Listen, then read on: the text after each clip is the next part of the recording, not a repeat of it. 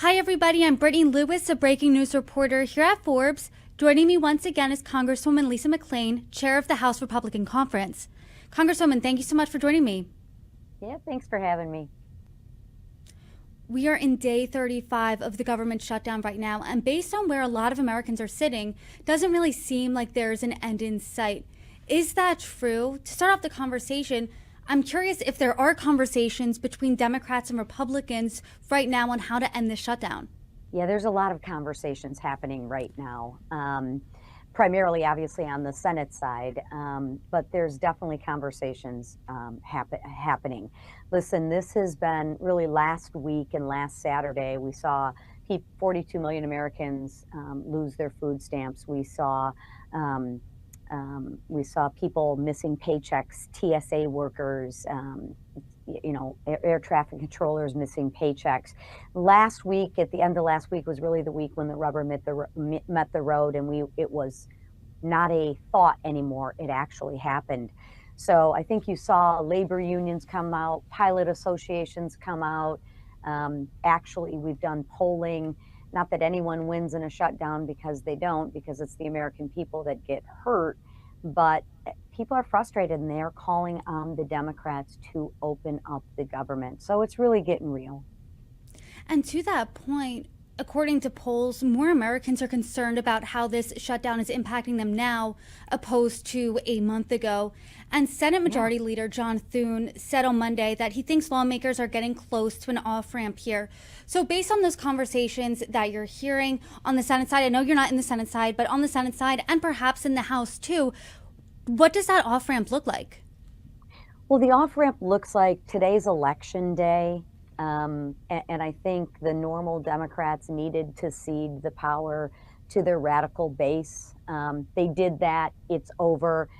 Chuck Schumer can pound his chest and say that this is the longest shutdown. So now whatever goals they wanted to achieve, they can achieve. And some off-ramps now are starting to happen, right? We really don't have anything to offer because we passed a clean CR with an end date that was bipartisan of November 21st.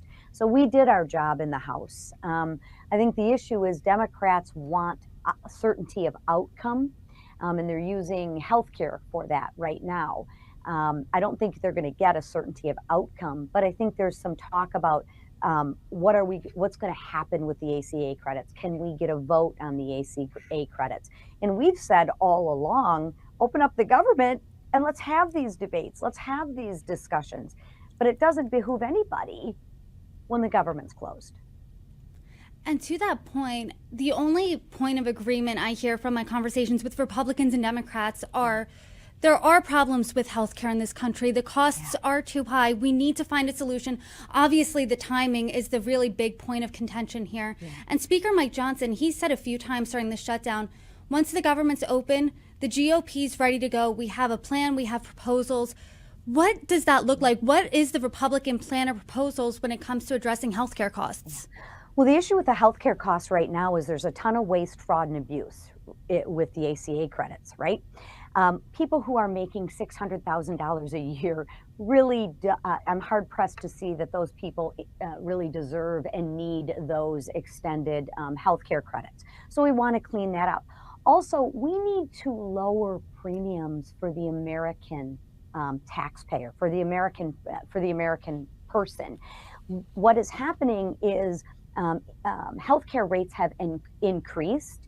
And all of the monies, all of those subsidies, they're not going to the American person, they're going to the insurance company. So the insurance company is getting richer and richer, and healthcare is getting more and more expensive. We have to fix that. We need to have some PBM reform. So there's not one silver bullet. It's a big mess. Obamacare does not work. The Affordable Care Act is anything but affordable. And we're happy to begin to clean up that mess, but we need to open the government. And you mentioned the income of $600,000. You don't think that someone who makes that much deserves these tax credits. A group of bipartisan lawmakers also think something to that effect, too. They released what they call a bipartisan principles to temporarily extend and reform these ACA tax credits. And I want to read off of some of that framework. It extends the enhanced premium tax credits for 2 years. It caps the credit based on income, and it puts what they describe as guardrails in place to prohibit improper tax credit payments. Is that something that you would get on board with and support?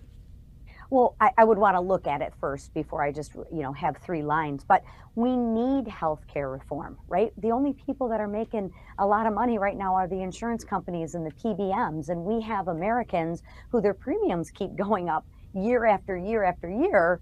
And they're not getting the subsidy. They're not getting lower premiums. They're not getting better care. But the insurance companies and the PBMs sure are getting richer every year. We have to bridge that gap and we have to fix that. How we fix that, again, I don't think there's a silver bullet. I think we got to take a look at all of the options that are on the table to do that. I just have to ask about timing again, because I can imagine as a viewer here, I would be pretty frustrated because I listen to conversations with Democrats, I listen to conversations with Republicans, and they all say, like I said earlier, there's healthcare cost problems in this country. Most Americans are one healthcare disaster away from bankruptcy. And now the argument is just timing. Republicans saying, open the government first, then we'll have these conversations. Democrats saying, we're not having these conversations, or we're not opening the government until we have these conversations. I mean, what's it going to take to come to the table and come to some sort of agreement? Or do you think that perhaps there is a bit of politics being played here because we have already been so long into the shutdown? Yeah, well, I'll remind everyone, Republicans did our job. We voted to keep the government open. We voted to keep democracy running, to committee work running. So Republicans voted yes. We voted yes to keep the economy running. The Democrats right now voted no. We want to shut the government down. And that's where we're at right now. We put a clean CR. So there's nothing to give. There's nothing to negotiate because we negotiated in good faith. We didn't put one partisan policy rider in the clean CR. No games, no gimmicks. We acted in good faith, and the Democrats are just now obstructing. So as soon as the Democrats want to do the right thing, of which they voted for 13 times prior to, as recently as March, remember, these are their funding levels, not ours. I would say, yes, there are political games that are being played, but they're not being played by Republicans right now. And the only people that are getting hurt are the American people. I think something that most Americans can agree on is that they don't like to see the government shut down. That's according to polls. Also, when you look at polls, they're taking the temperature of the blame game here. And more Americans are blaming Trump as well as Republicans for the shutdown opposed to Democrats. Democrats are still shouldering a lot of the blame too, but more Americans point the finger at President Trump as well as Republicans. Do you think Republicans are winning this messaging battle here? Well, I disagree wholeheartedly with that premise because CNN just did a poll as recently as last week and said that the Democrats are more to blame. I was just out in the field and we just did a poll that said the Democrats are more to blame. In fact, more than 6 points it moved negatively towards Democrats. So my point with the polling is nobody wins in a government shutdown. That's why Republicans want to keep the government open, because the only people that lose in a government shutdown are the hardworking Americans, not to mention what happens economically. I mean, look at what we're losing every week economically, right? If air traffic controllers, like Sean Duffy talked about, begin closing air traffic in certain regions, tell me the economic effect that that's going to have on the economy. I can definitely tell you it's not going to be positive. So I don't agree with the premise. I think the only people that lose are the American people. Let's talk about those impacts here. I'll start with Transportation Secretary Duffy, his remarks. He said today that we could see mass chaos if the shutdown goes on for another week. You'll see mass flight delays, you'll see mass cancellations, and you may see us close certain parts of the airspace because we just cannot manage it. It's almost Thanksgiving, then the holiday season is upon us. It's busy travel time. I mean, what do you make of that? He's right. I mean, the number one job is we got to make sure that people are safe when they fly. And you have air traffic controllers, you have TSA agents that aren't getting paid right now but are asked to do their job. The economic impact on that will be great, not to mention the emotional impact if you're trying to get home, for the holidays to see your loved ones. That's going to have an impact, and it's really not necessary, right? The Democrats voted 13 times as recently as March for this exact CR to keep the government open and funding. So it's really simple. Open the government, and we don't need to worry about this.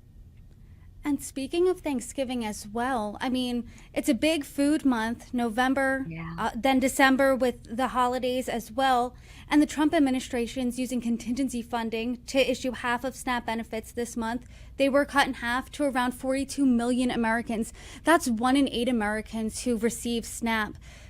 Do you think that in this government shutdown fight, the poorest Americans here are caught in the crossfire? And what's your message to them?